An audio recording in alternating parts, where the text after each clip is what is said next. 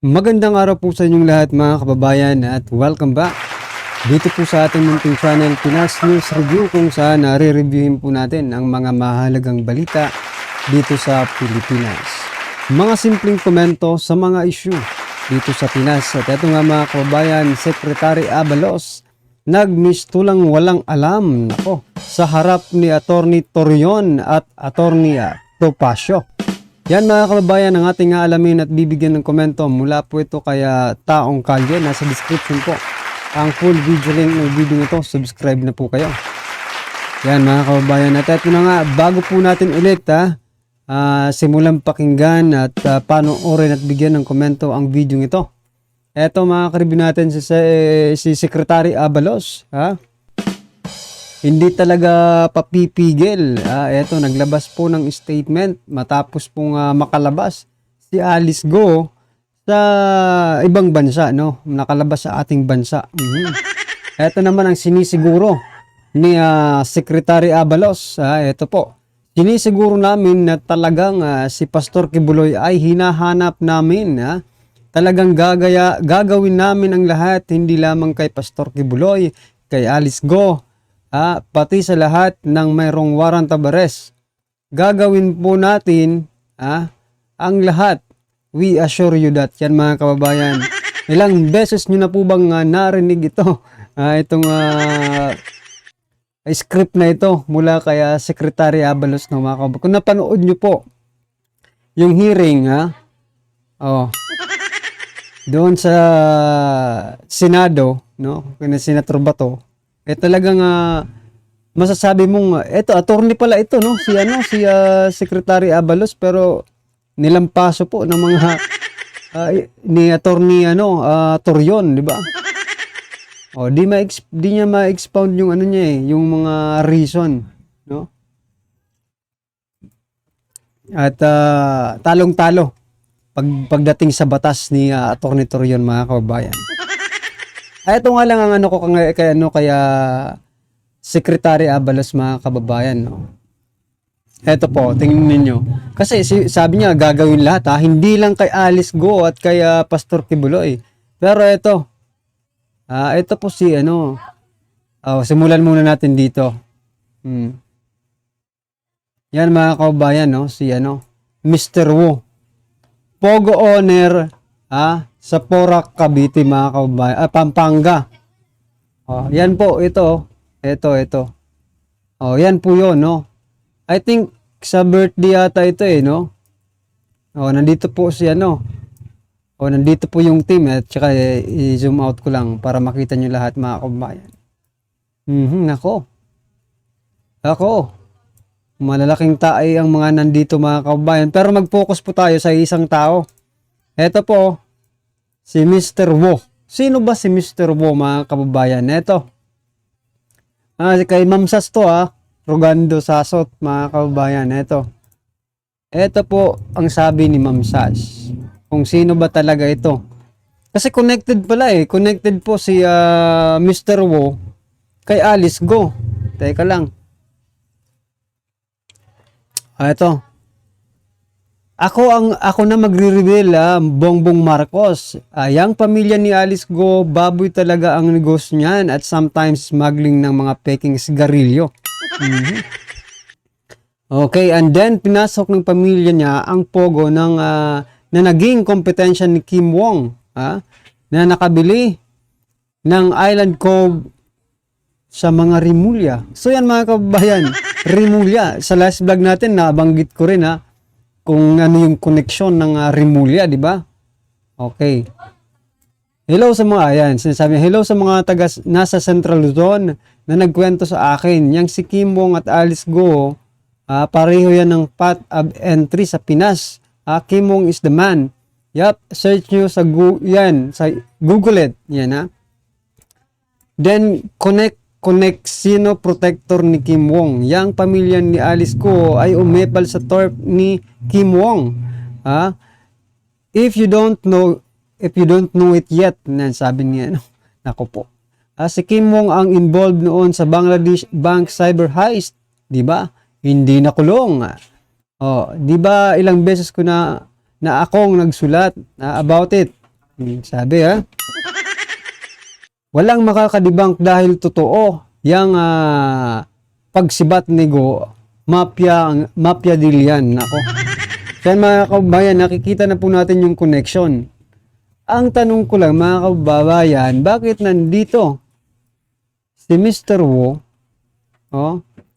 kasama? Hindi natin alam kung sa Malacanang ba ito, kung saan ito. Pero hindi yata, Chinese nakalagay, no? Nandito po si First Lady. Mga karibyo natin, ha? Ano sa palagay nyo? Sino kaya ang protector na sinasabi, nitong si Wo? Well, anyway, huwag na po natin yan.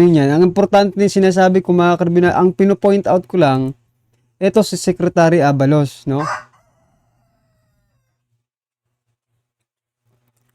Kung talagang sinisiguro nila, bakit hindi ito imbestigahan? Ito, at saka ito. Diba? Bakit hindi nyo yan imbestigahan? Kung ano ang connection. Pogo owner din ito mga kababayan Ano ba? Ano ba yung pagpapaban, total ban ng Pogo sa atin? May pinipili lang ba? Or ito ay para sa lahat? Kasi tingnan nyo, ito, Pogo owner nandito sa party. Ano ba to? Inimbitahan para iban? Hindi naman siguro. Kasi kung makikita mo sa mga pagmumukha ng mga ito, mga kababayan, masasaya well, anyway, mga karibin natin, ano man pong inyong opinion dyan. Ako, inaano ko lang, sinishare ko lang din kasi, para malaman din ng taong bayan, di ba? Mahirap naman kung sasabihin nila ito, sinisiguro nila lahat. Wala silang pipiliin. Not Alice Go, not Pastor Kibuloy or kung sino pa man, lahat sabi gagawin, di ba? Well, anyway, ito na, pakinggan po natin itong pagsupalpal kaya Secretary Abalos, mga kababayan. Ito na po. Anong takeaway mo doon, sir, sa showdown ni Attorney Torion at ni Attorney Benhur Abalos? Ay, ako po ay nag-agree dyan sapagkat the moment nga po na yan po ay in-announce ni Secretary Abalos, kinestyon ko na rin po yan at ako po ay nakapanayam na ng maraming programa kung saan ko po sinasabi na very improper po yan yung pagtanggap niya sapagkat kung meron pong reward, unang-una dapat po yan ay manggaling sa pondo, sa kaban ng bayan, sa pamahalaan, hindi po sa isang pribadong tao. Sapagkat pag pinasukan nyo po ng private funds, ang governmental function at ang DILG po ay nasa ilalim po niya ng PNP.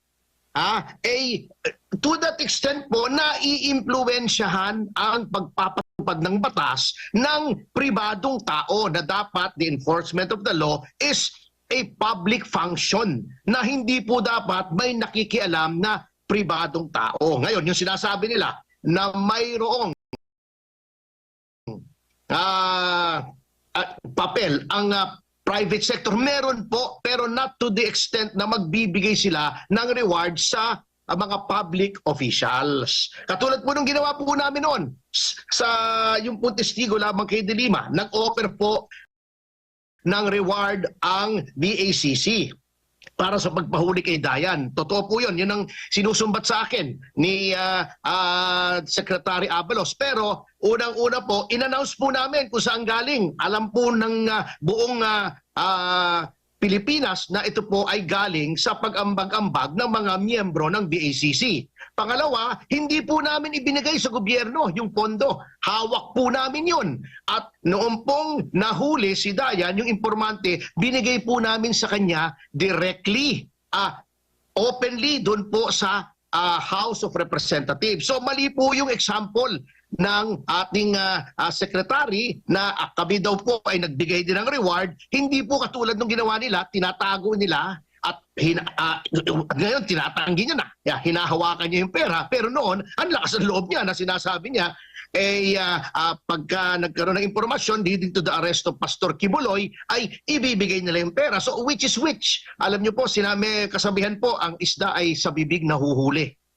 Ano po ang, sa inyo pong karanasan bilang pong abogado, ano pong kaibahan ng bounty tsaka ng reward? Kasi isa din po yan sa mga napag-usapan kanina, Attorney Ferdy. Kasi sabi, hindi daw bounty yon ayon sa DOJ, reward lang. Di ba parang parehas lang yon? Kahulugan? Parehas lang po yun eh. Ang tinatawag dyan ay same dog, different collar eh. Bounty, reward, kung ang epekto po ay lalong-lalo na yan, pribadong tao ang nagbigay. Kasi po, alam nyo, pag pinasukan nyo po yan ng pribadong tao, nagkakaroon. Kaya nga mga kababayan, no? Parang niloloko lang talaga tayo dito sa tinatawag ng bounty at saka reward, no? Parehas lang naman po yung magiging resulta niyan eh, no? Ibibigay nyo pa rin yung pera. Anong diferensya kung tawaging bounty or reward yan, di ba? Oh. Talagang inuuto lang tayo dito.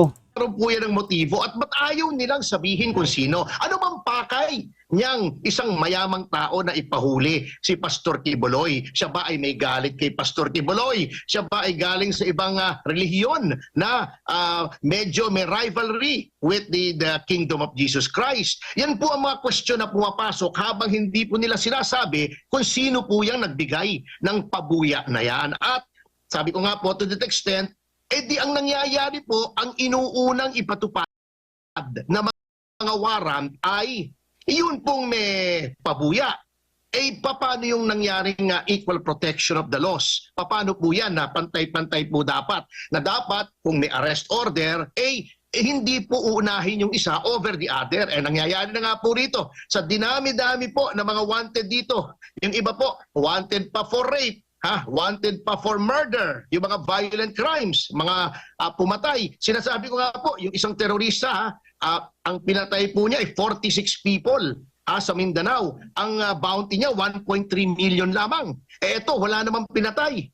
Hindi pa naman napapatunayan. Ang bounty, ganong kalaki. So, nadidistort po na pervert yung implementation ng batas. Sa tingin niyo po ba may paglabag siya sa RA 6713, Secretary Abalos, na mag-announce siya, Attorney? Meron po, hindi lang po doon sa 6713, baka pati po sa Anti-Graft and Corrupt Practices Act, sapagkat ito po ay giving undue favors to another party. May pinapaboran po rito. May discrimination. And the person here being discriminated against is none other than Pastor Apollo Kibuloy. Attorney, si Admar po ito. Itong nabanggit niya, tila medyo tumamlay yung ni Secretary Abalos kasi binigyang diinan niya ngayon na hindi pa niya natatanggap. Pero kapansin-pansin, doon sa mga wanted posters, na meron nandun pa rin yung 10 million pesos reward. So ginagamit pa rin nila ito. Mismo pa ang Philippine National Police yung nagpapakalat ng wanted posters at ginamit din nila yung mga katagang reward na 10 million pesos na sabi nga wala pa pala sa kanila. Yun nga po, katulad po ng sinasabi ko, ang isda ay sa bibig nahuhuli. So iba-iba na ang kanilang kwento. Ibig sabihin na hindi sila nagsasabi ng totoo. Paano pala kung bukas makalawa nahuli si Pastor Kibuloy? Ibig sabihin, wala silang maibibigay na 10 million, dinin lang nila ang mga tao. Mabibwisit sa kanila yon. Ibig sabihin po, ay kung paiba-iba ang yung sinasabi, nagpapalusot ka lang, hindi ka nagsasabi ng totoo. Kung ikaw po ang sasagot doon sa naging tanong din ni Senador Robin Hood Padilla, kung needed pa ba na may mga talagang specific na batas ukol po dito sa reward system, or sapat na itong existing na batas na pwedeng maging batayan para doon sa pagtanggap o hindi pagtanggap ng pera mula sa taong bayan na gagamitin sa function ng isang public official? Dapat po may batas po dyan. Ang batas po unang-una ay dapat nagbibigay po ng yung katulad po nung bail bond guide. Alam niyo po, Kasabagkat sa bail bond guide po, kung ganito ang krimen mo, ganito ang piyansa mo. Pantay-pantay po yan. Dapat po sa ganyan, kung ito ang krimen mo, ito lang ang dapat ibigay na reward sa'yo. Hindi lalampas. At pangalawa, yun nga pong sinasabi ni Attorney Torreon na hindi dapat tumanggap. Dapat mahigpit na ipagbawal na ang isang government official ay tumanggap o magsulisit. Sabi nga, tama yung sinasabi ni Attorney Torreon, it only covers 1/2 of the law. Acceptance, solicit. Yung mismong mag-solicit ka lamang, ibig sabihin humingi ka, eto ikaw Mr. X, pagka itong si Pastor Kibuloy ay nahuli, magbibigay ka ng 10 milyon sa akin, yun po mismo, bawal na po yun. So, mere solicitation. Kahit hindi mo pa natatanggap, nung nanghihingi ka pa lamang ng yung ambag para sa reward, yun po ibawal na. So yan mga kababayan, ang problema pa dyan, no? Kung yan lang yung yung sinabi sa publiko. Ito, hindi ko naman sinasabi na may nangyayaring ganito, but it is possible, di ba mga kababayan, na may kung for example, may mga galit talaga kay Pastor Apollo Kibuloy, sige, eto lang yung sasabihin nyo, pero pag nahuli nyo si Pastor Kibuloy, eto, may ano pa tayo, behind the scene, no, na ibibigay ko sa inyo. Di ba? Na hindi na alam ng publiko. 10 million lang pala, pero 1 billion pala yung ibinigay. Di ba? Kaya dapat po talagang, mali po talaga, no, mali. Actually, nag-research na rin tayo dyan, na yung bawal nga mag-solicit, tsaka manghingi ng donation, di ba? Sa mga nakaraang vlogs ko mga kababayan, sinabi na rin na po natin yan.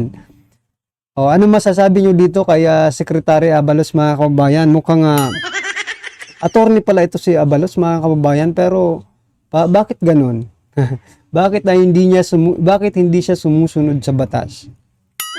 Dahil ba sila ang batas ngayon? Alam nyo mga kababayan, marami po ang nakakapansin na